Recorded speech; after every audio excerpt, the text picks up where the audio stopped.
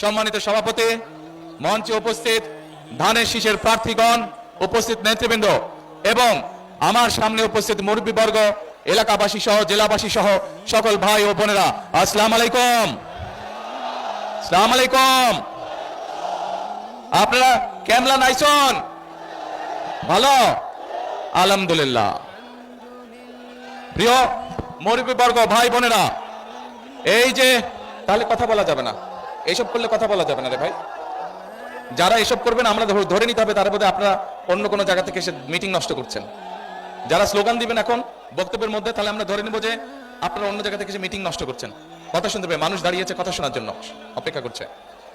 প্রিয় মুরব্বীবর্গ, ভাই বোনেরা, এই যে আজকে এখানে লাখো জনতা, এই যে আমরা আজকে এই যে নির্বাচনের দিকে আগাচ্ছি, কিভাবে আমরা আগাচ্ছি, কি পরিস্থিতিতে আমরা এই জায়গায় এসে দাঁড়িয়েছি আপনারা দেখেছেন, আপনারা জানেন, সব আপনাদের সামনে ঘটেছে। কি গত 15-16 বছর ধরে আমরা দেখেছি নির্বাচনের নামে, তথাকথিত নির্বাচনের নামে কতগুলো তামাশা হয়েছে। একবার আমি যাবি নির্বাচন হয়েছে, একবার নিশিরাতের নির্বাচন হয়েছে, আরেকবার ভোট চুরি নির্বাচন হয়েছে।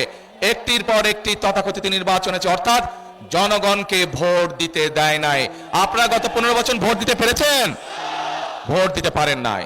প্রিয় ভাই বোনেরা, এই যে 2024 সালের যে 5ই আগস্ট এই দেশ থেকে যারা পালিয়ে গিয়েছে, একটা দল এই দেশ থেকে পালিয়ে গেছে না? এরা গত 15-16 বছর বাংলাদেশের মানুষের ভোটের অধিকারকে কেড়ে নিয়েছিল, মানুষকে ভোট দিতে দেয় নাই। এরা বাংলাদেশের মানুষের কথা বলার অধিকার কেড়ে নিয়েছিল, কথা বলতে দেয় নাই। কেউ যদি প্রতিবাদ করতো অন্যায়ের, তাদের অন্যায় কাজের প্রতিবাদ করলে হয় তাকে গুম করত, না হলে তাকে গায়েবী মামলা দিত, না হলে তাকে মিথ্যা মামলা দিত, তা না হলে তাকে ধরে নিয়ে যেত, হত্যা করত। এরকম সারা বাংলাদেশে হাজার হাজার শত শত এরকম ঘটনা ঘটেছে না? ঘটেছে। এখন প্রিয় ভাই বোনেরা, শুধু যে তারা মানুষের বাক স্বাধীনতাকেই হরণ করেছে তা নয়, শুধু যে মানুষের ভোট ছিনতাই রাহাজানি করেছে, ভোট ডাকাতি করেছে, শুধু তাই নয়, তারা এই বাংলাদেশের মানুষের অর্থ সম্পদ টাকা পয়সা সব লুটপাট করে বিদেশে পাচার করে দিয়েছে। এবং এই কারণেই আপনারা দেখেছেন, এই যে এখানের বক্তারা বললেন যে গত 15 বছর এই এলাকার না কোনো মেডিকেল কলেজ হয়েছে, না কোনো হাসপাতাল হয়েছে, না কোনো রাস্তাঘাটের অবস্থা ভালো হয়েছে। কোনো উন্নয়নের কাজ হয় নাই। দেশনেত্রী খালেদা জিয়ার সময় 2001 থেকে 2006 সাল পর্যন্ত আমরা অনেকগুলো, সাইফুর রহমান সাহেব অনেকগুলো প্রকল্প করে নিয়েছিলেন এই এলাকার উন্নয়নের জন্য। কিন্তু 2008 সালে সেই ষড়যন্ত্র নির্বাচনের মাধ্যমে ওই স্বৈরাচাররা যখন ক্ষমতা দখল করলো, সব বন্ধ হয়ে গেল এলাকার মানুষের উন্নয়নের জন্য। এবং যেহেতু দেশে সত্যিকার ভাবে কোনো ভোটের ব্যবস্থা ছিল না, যেহেতু মানুষের কথা বলার অধিকার ছিল না, সেই জন্য মানুষের দুঃখ কষ্টগুলো মানুষ গিয়ে যে কাউকে বলবে, এলাকার সমস্যার কথা গিয়ে যে মানুষ কাউকে বলবে, সেই মানুষটিও ছিল না। আমরা তখন কি দেখেছি? আমাদের সেই সংসদ ভবনে কি দেখেছি? গান হচ্ছে, প্রশংসা হচ্ছে, এমন সব কাজ হচ্ছে যা দেশের মানুষের কাম্য নয়। প্রিয় ভাই বোনেরা, 71 সালে এই দেশের মুক্তিযোদ্ধারা নিজের জীবন উৎসর্গ করে দেশকে স্বাধীন করেছিলেন। 71 সালে দেশ স্বাধীন হয়েছিল। তারপরে বিভিন্নভাবে মানুষের ভোটের অধিকার, কথা বলার অধিকার কেড়ে নেওয়ার চেষ্টা হয়েছে। শহীদ রাষ্ট্রপতি জিয়া রহমানের সময় দেশে বহুদলীয় গণতন্ত্র চালু হলো। আবার এরপরে চেষ্টা হয়েছে বিভিন্ন ষড়যন্ত্র করে বিএনপিকে দাবিয়ে রাখতে। জনগণের শক্তিতে 91 সালে যখন খালেদা জিয়া সরকার গঠন করলেন, তখন উনি আবার সংসদীয় পদ্ধতির সংসদীয় ব্যবস্থা করলেন। কারণ এই ব্যবস্থার মাধ্যমে এলাকার মানুষের উন্নয়ন হয়, এলাকার উন্নয়ন হয়। এই যে আজকে আপনাদের সামনে 4 জন ব্যক্তির হাতে, এই এলাকার 4 জন মানুষের হাতে আমি ধানের শীষ তুলে দিয়েছি, তারা হচ্ছে আগামী দিনের এই এলাকার উন্নয়নের দূত।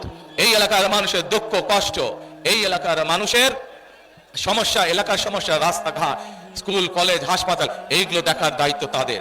কিন্তু প্রিয় ভাই বোনেরা, উপস্থিত মুরব্বীবর্গ, মা বোনেরা, কিন্তু আছে এখানে একটা। কি সেই কিন্তু? যত কাজ জমা হয়ে গেছে, এই যে ঢাকা, সিলেট, এই এলাকার বহু মানুষ লন্ডনে থাকেন না? অনেক মানুষ লন্ডন গেছে। ঢাকা থেকে আসতে, সিলেট আসতেই লাগে 8-10 ঘন্টা সময়, লন্ডন যেতেও এত সময় লাগে না। এই হচ্ছে বিগত স্বৈরাচার যারা মানুষের অধিকার কেড়ে নিয়েছিল তাদের উন্নয়নের নমুনা। আমি আসার সময় দেখলাম রাস্তায় জায়গায় জায়গায় ভাঙা ভাঙা ভাঙা ভাঙা। আপনাদের এলাকার ভিতরে, জেলার ভিতরের রাস্তাগুলো বোধহয় একই অবস্থা নাকি? একই অবস্থা। স্কুল কলেজগুলোর বোধহয় একই অবস্থা নাকি? হাসপাতালগুলো বোধহয় একই অবস্থা নাকি, সব ভাঙে চুরে গেছে। অর্থাৎ মানুষের ধন সম্পদ সব লুটপাট করে বছরের পর বিদেশে পাচার করে দিয়েছে।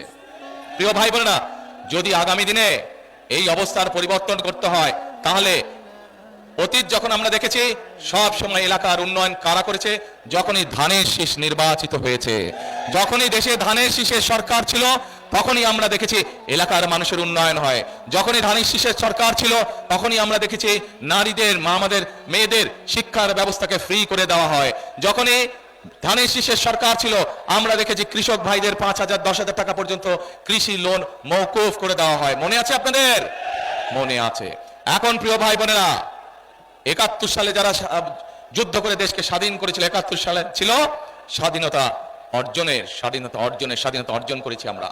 ঠিক কিভাবে বিগত 15 বছর বাংলাদেশের মানুষের উপর অত্যাচার নির্যাতন হয়েছে, 2024 সালের 5ই আগস্ট এই দেশের মানুষ, ছাত্র জনতা, শ্রমিক, নারী পুরুষ নির্বিশেষে সকল শ্রেণী পেশার মানুষ মিলে তুমুল আন্দোলনের মাধ্যমে সেই স্বৈরাচারকে বিদায় করেছে। অর্থাৎ 2024 সালে 5ই আগস্ট হলো স্বাধীনতা রক্ষার আন্দোলন, স্বাধীনতা রক্ষার যুদ্ধ ছিল।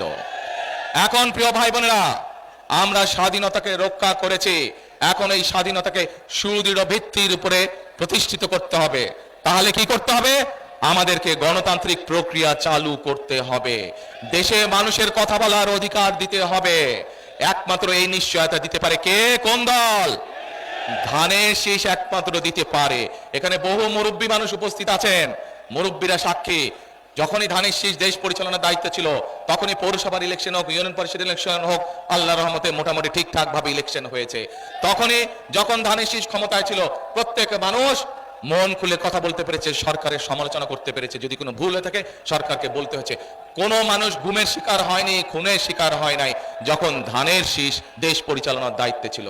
প্রিয় ভাই বোনেরা, আজ বহু মানুষের আত্মত্যাগের বিনিময় আজ আমরা এই জায়গায় এসে দাঁড়িয়েছি।